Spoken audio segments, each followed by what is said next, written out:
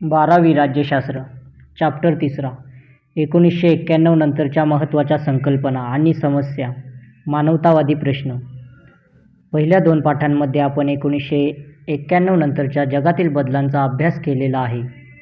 जागतिकीकरणाच्या प्रक्रियेमध्ये अनेक नव्या संकल्पना अस्तित्वात आलेल्या आपण पाहिल्या, जसे सहभागी राज्य, मानवी हक्कांबाबत जागरूकता, बिगर राजकीय अभिकर्त्यांचे वाढते महत्त्व इत्यादी. आज पर्यावरण, गरिबी आणि विकास योजनांचे दृष्टिकोन, लिंगभावविषयक दृष्टिकोन हे मानवतावादी प्रश्न महत्त्वाचे झाले आहेत.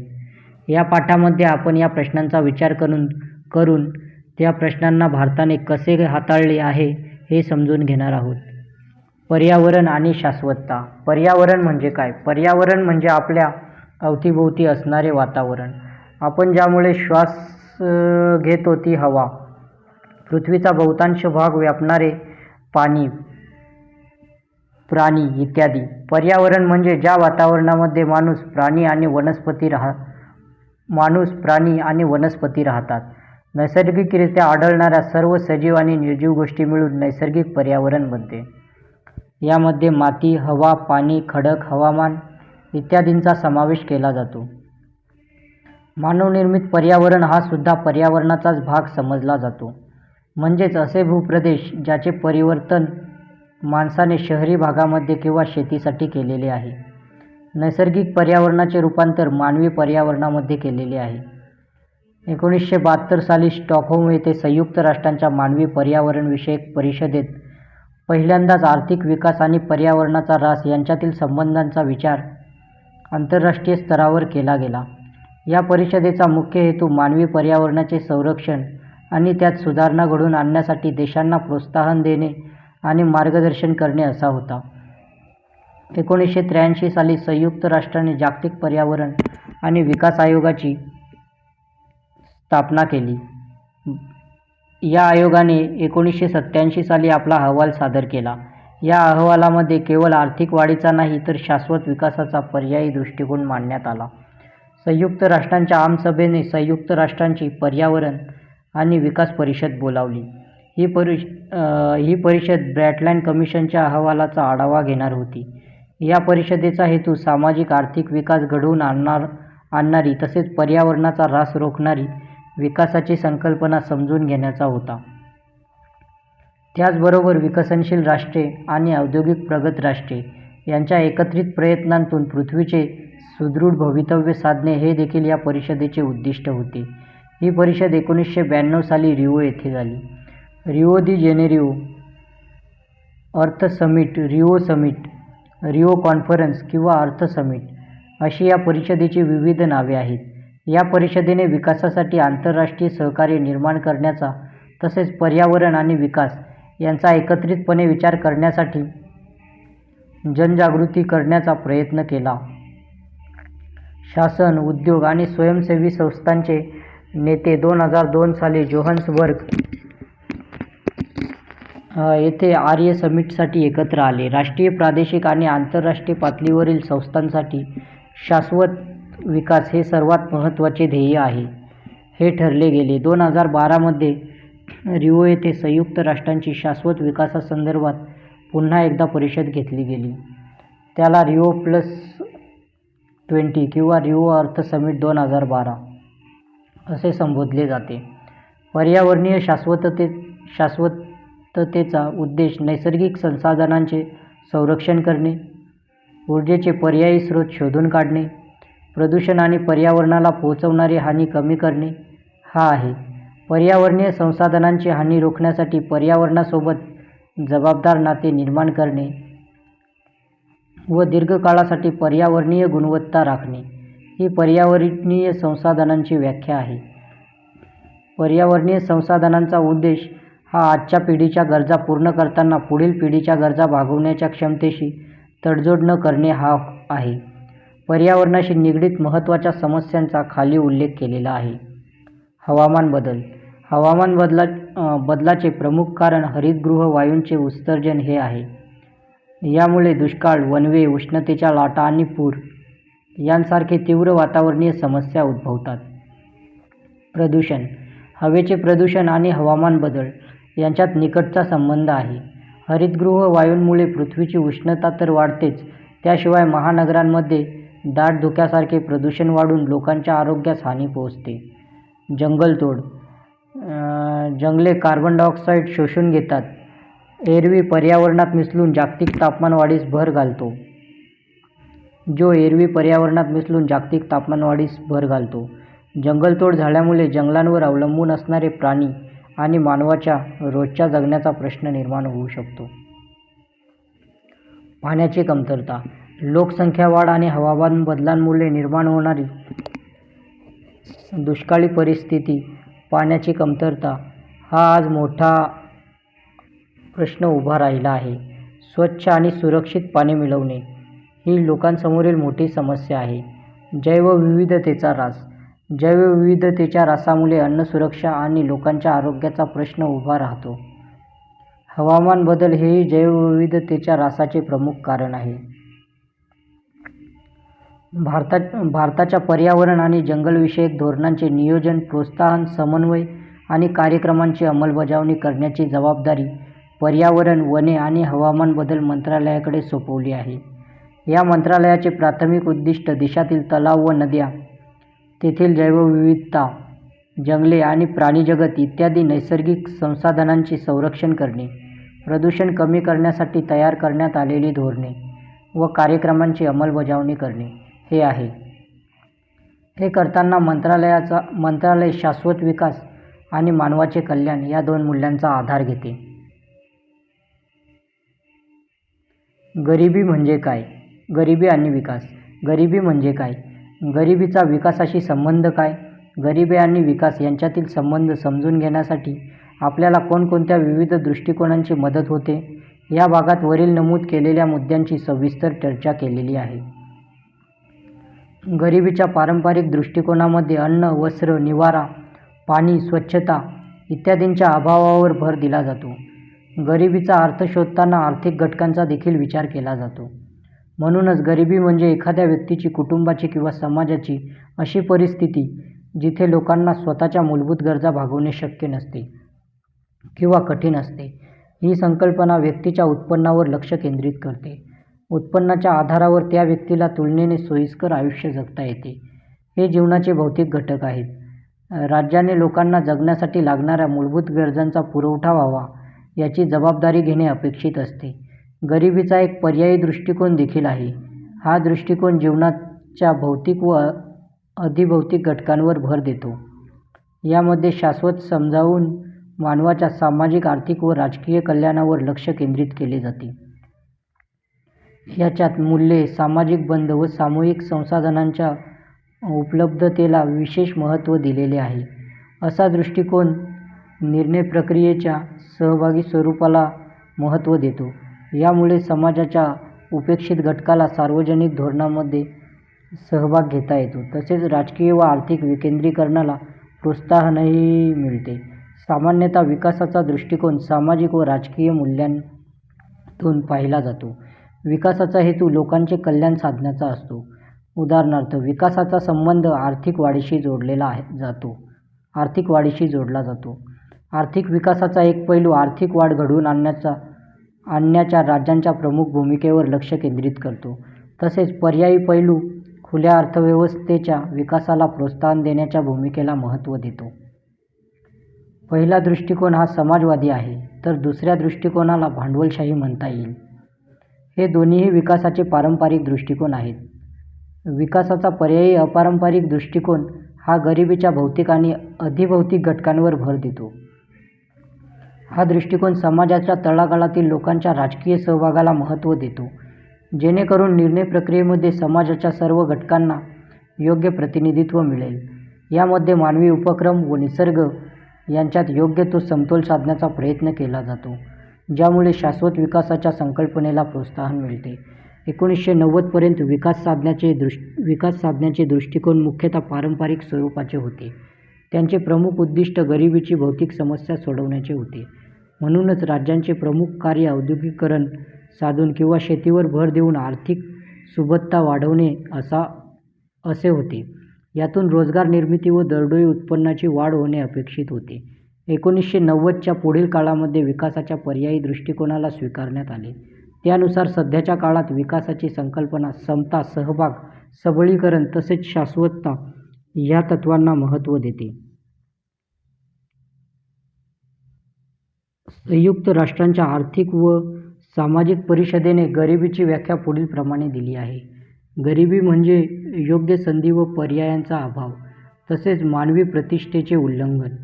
याचाच अर्थ समाजामध्ये प्रभावीपणे भाग घेण्याच्या क्षमतेचा अभाव, कुटुंबाच्या अन्न व वस्त्र या मूलभूत गरजा पुरवण्याइतक्या संपत्तीचा अभाव, शाळा किंवा दवाखाना नसणे, अन्न उत्पादनासाठी पुरेशी जमीन नसणे, रोजगार नसणे तसेच कर्ज मिळवण्याइतकी पत नसणे. याचबरोबर गरिबी म्हणजे व्यक्तीची, कुटुंबाची तसेच समाजाची अन्न सुरक्षितता आणि दुर्बलता होय.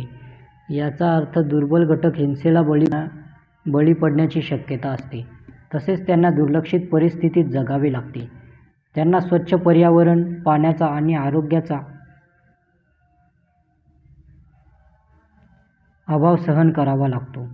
संयुक्त राष्ट्रांच्या आर्थिक व सामाजिक परिषदेने असा युक्तिवाद केला आहे की गरिबी निर्मूलनासाठी शासन तसेच समाजातील इतर घटकांचा संपूर्ण सहभाग असणे गरजेचे आहे. हे कार्य प्रत्येक राष्ट्राच्या तसेच स्थानिक भागाच्या परिस्थितीचा आढावा घेऊन तेथील गरिबांच्या गरजा लक्षात घेऊन करणे आवश्यक आहे. लोकशाहीकरण आणि मानवी हक्कांचे संरक्षण हे सुशासनाचे मूलभूत घटक गरिबी दूर करण्यासाठी आवश्यक आहेत. भारतातील गरिबी आणि विकास. भारताच्या राष्ट्रीय धोरणाने नेहमी राजकीय स्वातंत्र्याला आर्थिक स्वातंत्र्याशी जोडले आहे. याचा अर्थ राष्ट्रीय सार्वभौमत्वाशी तडजोड न करता आपली धोरणे राबवण्याचे स्वातंत्र्य. भारताच्या विकास प्रक्रियेचे 3 महत्त्वाचे पैलू राहिले आहेत. अर्थव्यवस्थेचे आधुनिकीकरण. भारताच्या आर्थिक व्यवस्थेचे आधुनिकीकरण म्हणजे औद्योगिकीकरण होय. औद्योगिकीकरणामुळे रोजगार निर्मिती होईल आणि उत्पादकता वाढेल अशी अपेक्षा होती. लघु उद्योगांपेक्षा मोठ्या प्रमाणावरील उद्योगांवर तसेच उत्पादनावर भर देण्यात आला. यामुळे कामगारांच्या वाढत्या संख्येला रोजगार उपलब्ध होणार होता. पंडित नेहरूंच्या कार्यकाळात कृषी क्षेत्राऐवजी औद्योगिकीकरणाला महत्त्व देण्यात आले. जमीन सुधारणा व जलसिंचन ही कृषी क्षेत्रातील प्रगतीची साधने म्हणून पाहिली गेली. आत्मनिर्भरता. भारताच्या राष्ट्रीय चळवळीचा संबंध आत्मनिर्भरता या संकल्पनेशी जोडण्यात आला. आत्मनिर्भरतेचा एक पैलू म्हणजे भारताचे आयात पर्यायी धोरण. यामध्ये भारताचे स्वदेशी कारखाने, उद्योग विकसित करण्यावर भर दिला गेला. भारताने इतर राष्ट्रांकडून आर्थिक मदत घेतली, पण ती प्रामुख्याने सार्वजनिक क्षेत्रातील उद्योगांसाठी वापरण्यात आली.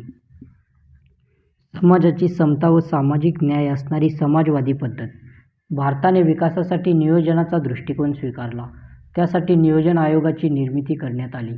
या नियोजन आयोगाने देशाच्या विकासासाठी पंचवार्षिक योजना तयार करणे अपेक्षित होते. खाजगी क्षेत्राऐवजी सार्वजनिक क्षेत्रातील उद्योगाला महत्त्व देण्यात आले. भारताची समाजवादी संकल्पना कल्याणकारी राज्याला प्रोत्साहन देणे तसेच रोजगार निर्मिती करण्यावर आधारित आहे. भारताच्या दारिद्र्य निर्मूलनासाठी हा मार्ग स्वीकारण्यात आला. 1960-70च्या दशकांमध्ये काही बदल घडले. 1960च्या दशकात शेती विकासावर लक्ष केंद्रित केले गेले. या काळात भारतात हरित क्रांती झाली. 1980च्या दशकात भारताला आर्थिक संकटाला सामोरे जावे लागले. भारताचे सार्वजनिक क्षेत्र चांगली कामगिरी करू शकत नव्हते. दारिद्र्य निर्मूलन व समाज कल्याणासाठीचे उपक्रम फलदायी ठरत नव्हते. भारतीय राज्यघटनेच्या पंचायत राज घटनादुरुस्तीमुळे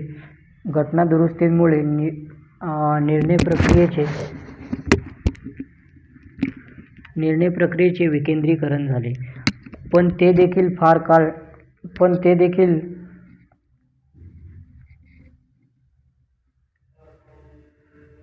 फार यशस्वी झाले नाही. भारताला या आर्थिक अडचणींमुळे आंतरराष्ट्रीय नाणेनिधीकडून कर्ज घेणे भाग पडले.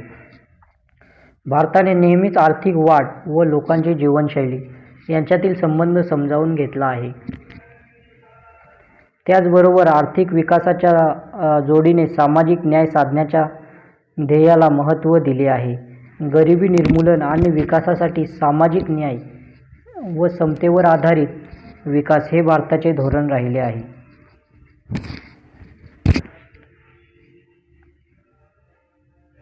भारत सरकारने गरिबांच्या मदतीसाठी तसेच समग्र विकास घडवून आणण्यासाठी वेळोवेळी विविध कार्यक्रम योजलेले आहेत. भारताच्या विकासाचे धोरण काळानुसार बदलत गेले आहे. जागतिक अर्थव्यवस्थेच्या बदलांचा तसेच वाढत्या आर्थिक सत्तेचा प्रभाव भारताच्या विकास धोरणावर पडला आहे.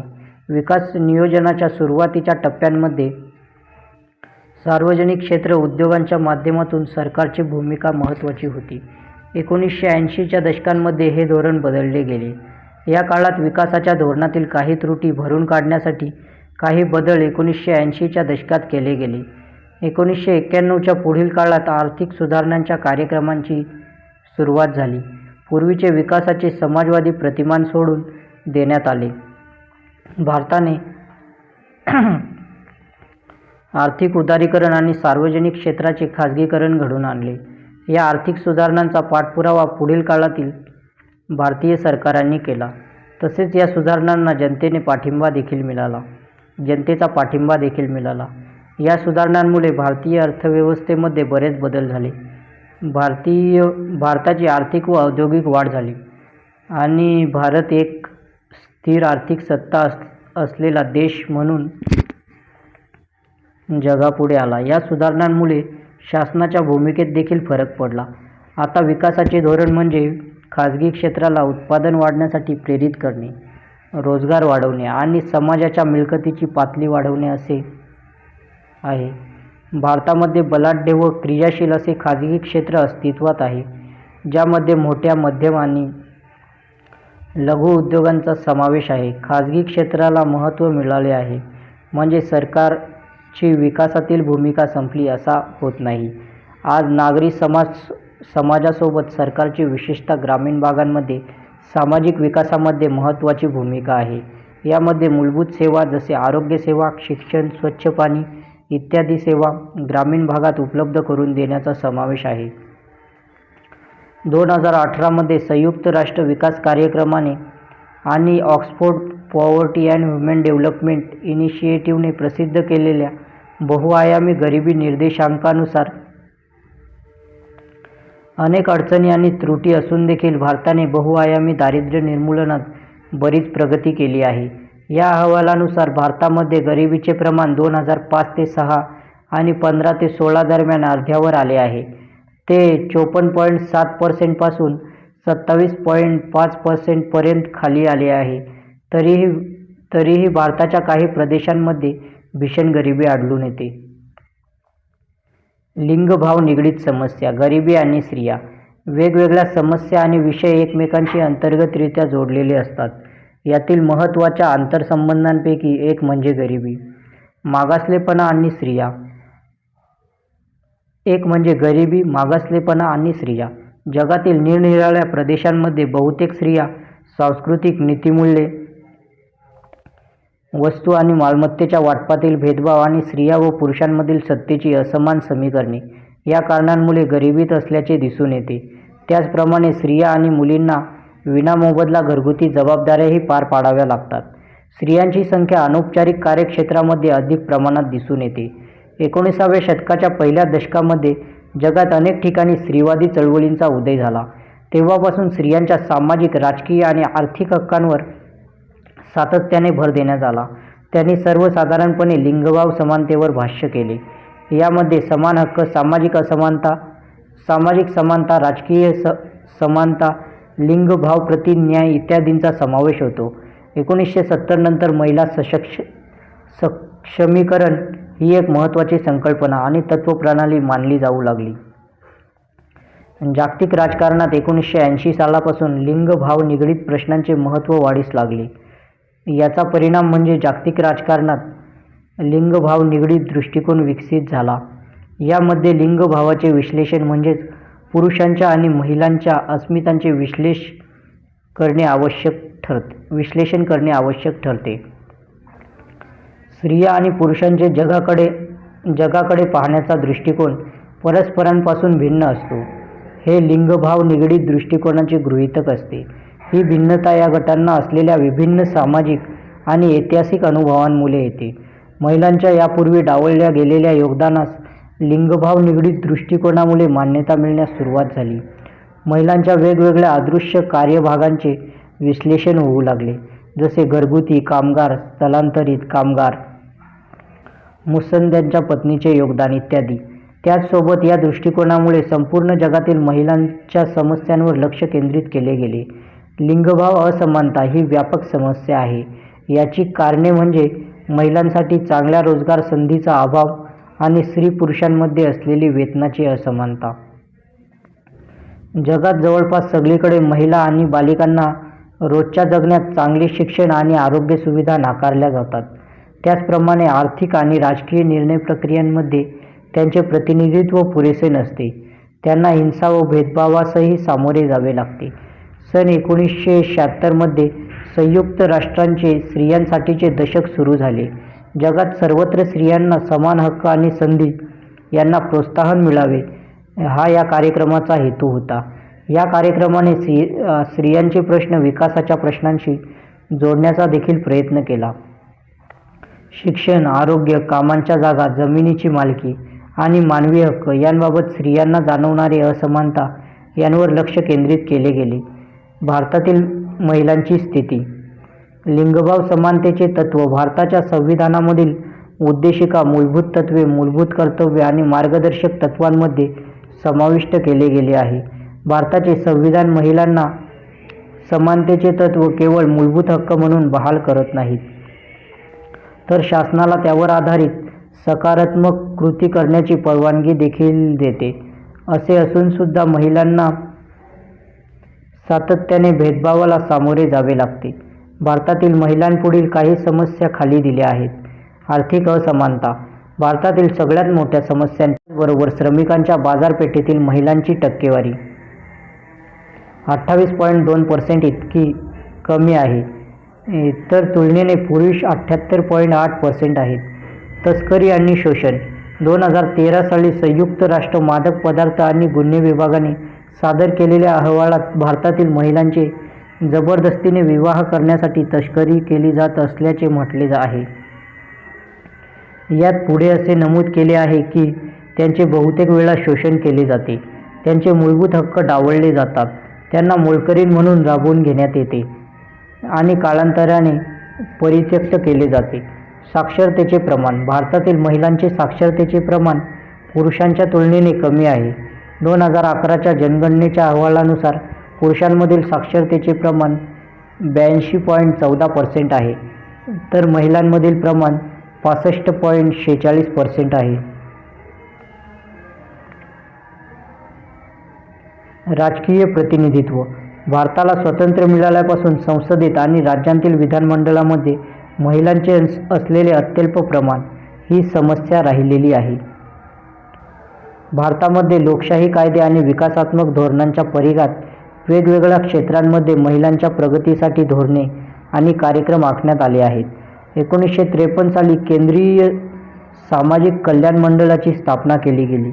याचा उद्देश कुटुंब, महिला आणि बालकांसाठी कल्याणकारी योजना राबवणे हा होता. भारतात महिलांच्या समस्यांकडे पाहण्याचा सर्वसाधारण दृष्टिकोन हा कल्याणकारी दृष्टिकोन आहे. याचा मूळ उद्देश हा महिला मंडळे स्थापन करून महिलांचा विकास साधणे, धोकादायक कामांपासून महिलांचे संरक्षण,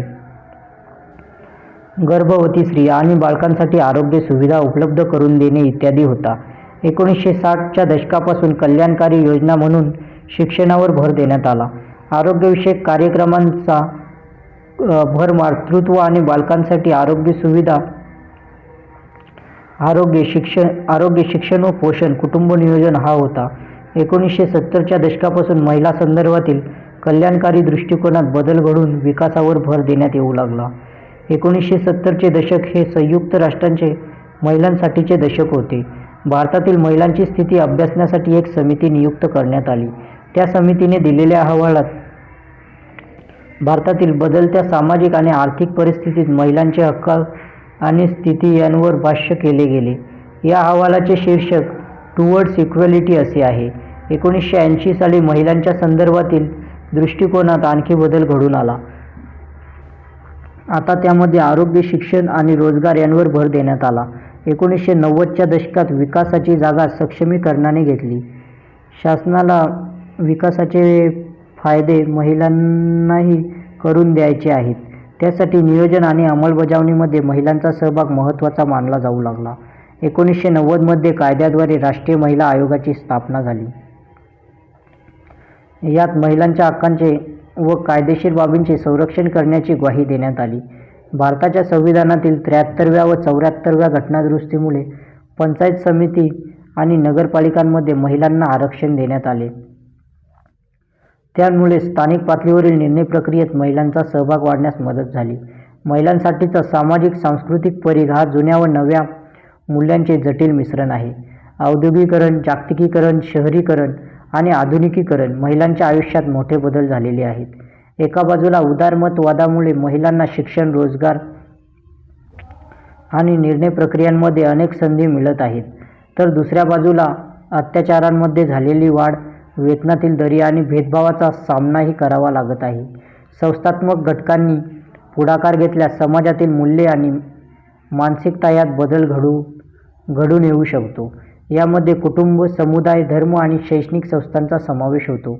लिंगभाव समानतेसाठी आर्थिक आणि सामाजिक धोरणांची निर्मिती करणे, त्यांना बळकटी देणे आणि अंमलबजावणी करणे हे त्यांच्यामार्फत होऊ शकते. 2006 मध्ये भारत सरकारचे महिला आणि बालकल्याण विभाग हे स्वतंत्र मंत्रालय म्हणून अस्तित्वात आले. याआधी 1985 सालापासून ते मानव संसाधन विकास विभागाच्या अखत्यारीत येत असे. या मंत्रालयाचा प्रमुख उद्देश महिला व बालकांसाठी असलेल्या धोरणांतील त्रुटी शोधणे, लिंगभाव समानतेसाठी व बालकांवर केंद्रित असे कायदे करणे, धोरणे व कार्यक्रम आखणे हा होता. महिलांना सन्मानाने जगता येईल आणि विकासामध्ये समान भागीदार होता येईल, तसेच हिंसा आणि भेदभावरहित वातावरण निर्माण करून सक्षमीकरण साधणे हा या मंत्रालयाचा उद्देश आहे. मंत्रालयाने 2001 साली महिला सक्षमीकरणासाठी राष्ट्रीय धोरण तयार केले. 2016 मध्ये महिलांसाठी राष्ट्रीय धोरणाच्या मसुद्याची निर्मिती केली. भारतातील कायदेमंडळाने अलीकडे अनेक महत्त्वाचे कायदे पारित केले. त्यासाठी कामाच्या ठिकाणी स्त्रियांचा लैंगिक छळ विधेयक 2013, घरगुती हिंसाचार प्रतिबंध कायदा 2005, मुस्लिम महिला लग्नासंदर्भात हक्कांचे संरक्षण कायदा 2019 हे काही महत्त्वाचे कायदे आहेत. 1990 सालापासूनच्या 3 महत्त्वाच्या मानवतावादी समस्यांचा आपण या पाठात अभ्यास केला. या समस्या जागतिक आहेत कारण त्या जगात कुठेही उद्भवू शकतात. या समस्यांवर उपाय शोधण्यास भारत सरकारने काय पावले उचलली आहेत हेही आपण पाहिले. पुढच्या पाठात आपण शांतता, स्थैर्य आणि विकास साधण्यामध्ये शासनाची काय भूमिका असते हे जाणून घेऊया.